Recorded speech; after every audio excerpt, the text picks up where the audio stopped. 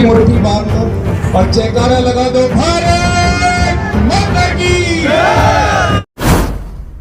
Sundarlal sarpanch Bhajpa mayor पद प्रत्याशी ने कहा कि ट्रिपल इंजन की सरकार दौड़ने वाली है। मानेसर में बहुत से काम नहीं हुए, पहली बार नगर निगम बनाए और पहली बार भारतीय जनता पार्टी की ट्रिपल इंजन की सरकार दौड़ेगी। रोड, बिजली, पानी की समस्या के साथ साथ नया गुरुग्राम का नया विकास आप सभी को दौड़ता हुआ दिखाई देगा। सुंदरलाल यादव ने कहा कि पिवोटल दीवान सोसाइटी के लोगों को मुख्यमंत्री नायब सिंह सैनी के कार्यक्रम में आने का निमंत्रण देने भी आया हूं।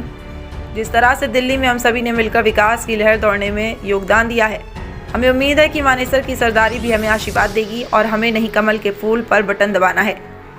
कोई पूछे तो कहना है कि हम पार्टी के सिपाही हैं, पार्टी को वोट करेंगे। कोई आकर आपसे कहे तो कहना है कि मैं भी सुंदरलाल में भी हूँ। भाजपा परिवार सुंदरलाल यादव ने छोटे से बच्चे को माला पहनाकर और टोपी पहनाकर कहा कि हम सभी में भाजपा राष्ट्रीय हित में काम करने वाली पार्टी है।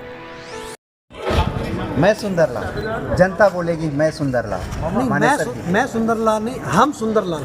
हम सुंदरलाल। हम ये टैगलाइन कहाँ से मिली? कहाँ से क्या? यहाँ देखो, हम भारतीय जनता पार्टी के एक समर्पित कार्यकर्ता है। पार्टी और संगठन के लिए लगातार काम कर रहे हैं और भारतीय जनता पार्टी और उसका संगठन हमें किस तरीके से, हमें चाहे वो प्रदेश की सरकार की बात हो या देश की सरकार की बात हो, उनकी रीति नीतियों को आम जन तक कैसे पहुंचाना है, उस विषय पे हम काम करते हैं। सारी चीज़ें हमें पूरे डिसिप्लिन में रख के सिखाई जाती हैं। उसी कड़ी में ये शहर को लोगों ने नारा दिया है, मैंने नहीं दिया।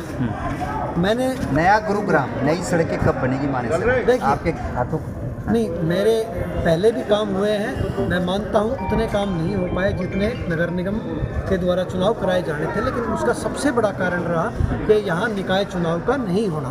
शहर को अपनी छोटी सरकार चुनी हुई नहीं मिल पाई, जिसकी वजह से यहाँ दिक्कत रही। ये पूरा केंद्र अधिकारियों के अधीन रहा और उस वजह से उतने काम नहीं हो पाए जितने होने चाहिए थे। लेकिन सौभाग्य से 2 मार्च को चुनाव हो जाएंगे, 12 मार्च को परिणाम आ जाएगा और परिणाम आने के बाद शपथ समारोह हो जाएगा।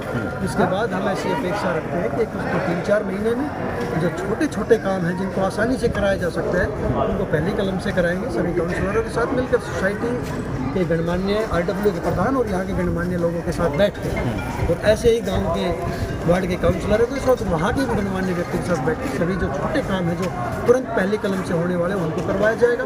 उसके बाद जो बड़े काम हैं उस पर हमारा लक्ष्य रहेगा कि 1 से 1.5 साल में कैसे मानेसर नगर निगम खुशहाल हो, कैसे सुंदर हो, कैसे विकसित, जो माननीय मोदी जी का सपना है, विकसित भारत, विकसित हरियाणा, विकसित नगर निगम मानेसर कैसे बने, उस कड़ी में आगे बढ़ेंगे। उसमें सबके आखिरी सवाल ले लेते हैं। निमंत्रण दे दिया आपने सोसाइटी वालों को, CM साहब आ रहे हैं, आप सभी आए,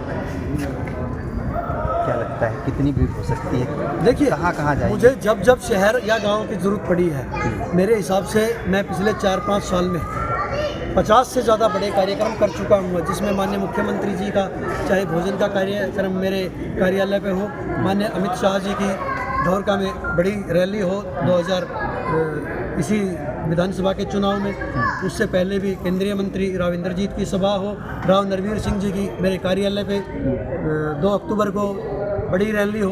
तो इस तरीके के 50 से ज़्यादा कार्यक्रम मैं कर चुका हूँ और बड़ी संख्या में मुझे शहर और गांव का समर्थन लगातार मिलता रहा है। दिल्ली की बात कर लें, दिल्ली के मुख्यमंत्री के भी जिक्र चली तो उनको जमुना में बहा दिया। नहीं, दिल्ली के क्या लग रहा, 2 प्रत्याशी यहाँ पे हैं निर्दलीय, क्या सुंदरलाल या पार्टी उन्हें बहा सकती है? देखिए, ये मोदी जी, ये अटल जी की पार्टी है। यहाँ सबसे जो बड़ा है कमल का फूल है। ये ना सुंदरलाल इससे बड़ा, ना कोई और व्यक्ति इससे बड़ा। यहाँ कमल का फूल जीत रहा है। यहाँ कोई निर्दलीय प्रत्याशी या कांग्रेस प्रत्याशी या दूसरा कोई भी प्रत्याशी चुनाव नहीं जीतेगा, यहाँ जीतेगा कमल का फूल। और वो कमल का फूल नगर निगम मानेसर की देवतुल्य जनता, यहाँ के मतदाता अपना मन बना चुके हैं, वो तय कर चुके हैं। 2 तारीख को वोटिंग होगी, 12 तारीख को परिणाम आएगा। 10 नगर निगम के चुनाव है, सबसे पहले अगर किसी के ढोल बजेंगे जीत के तो वो मानेसर नगर निगम के बजेंगे, डंके की चोट से कहें।